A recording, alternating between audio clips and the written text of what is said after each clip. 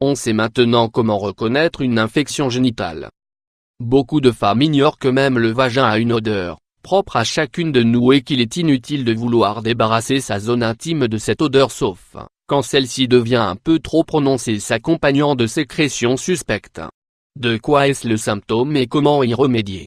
Alors que les hommes s'inquiètent plus pour la taille de leur phallus, nous les femmes, avons tendance à paniquer quand c'est l'heure d'une petite caresse orale, à se demander nerveusement. Est-ce que ça sent le poisson? La pisse? Je fleure bon la rose? Bonjour le stress et l'excitation qui tombent à plat. C'est visiblement une inquiétude vaine, mais pas toujours. Car d'après les scientifiques, notre vagin sentira bien la marée, quoi que l'on fasse. À l'exception où le vagin dégage effectivement une odeur désagréable.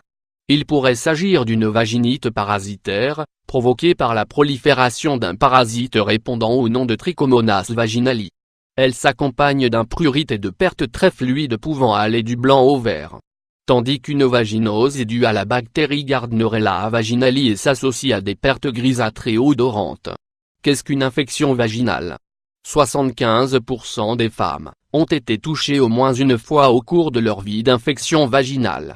La vaginite est la forme la plus commune d'infection contractée, elle peut être d'origine infectieuse ou non. Elle est causée par des virus, bactéries et autres parasites mais dans 90% des cas, c'est un champignon qui évolue normalement dans cette zone intime qui est pointée du doigt.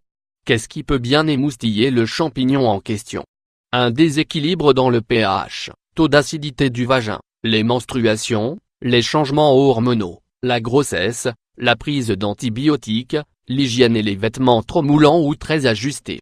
En effet, les sous-vêtements en nylon, les maillots de bain humides et les collants retiennent la chaleur du corps. L'humidité est propice à la prolifération des levures à champignons. Vaginose bactérienne ou vaginite à levure?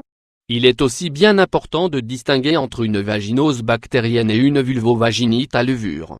Ces deux pathologies présentent des symptômes assez similaires.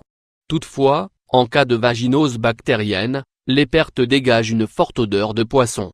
Si en revanche, une femme a des pertes épaisses qui ressemblent à du lait caillé, plus abondantes mais non odorantes, une sensation d'inconfort ou des démangeaisons à l'entrée du vagin, il s'agirait d'une vaginite à levure. Le changement de partenaire sexuel, la présence d'un stérilet, un traitement aux antibiotiques, les douches vaginales et la cigarette sont autant de facteurs qui augmentent le risque de développer une vaginose bactérienne.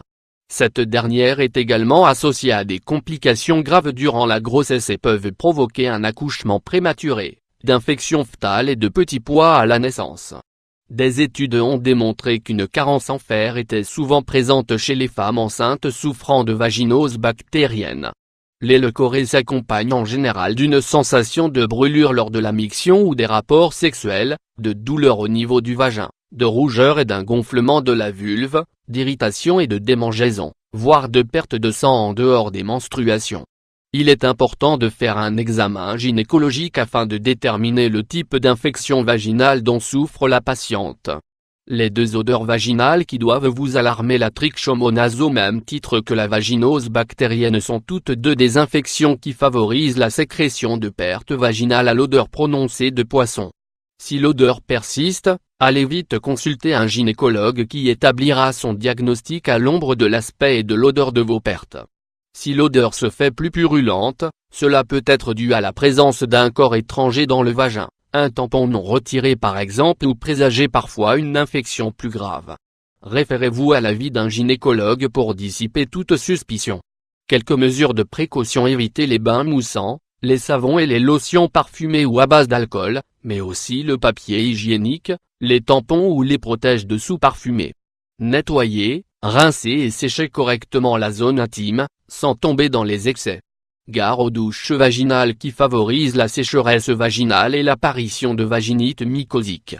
Changez régulièrement vos serviettes hygiéniques et tampons, privilégiez les sous-vêtements en fibres naturelles et évitez de porter des pantalons trop serrés.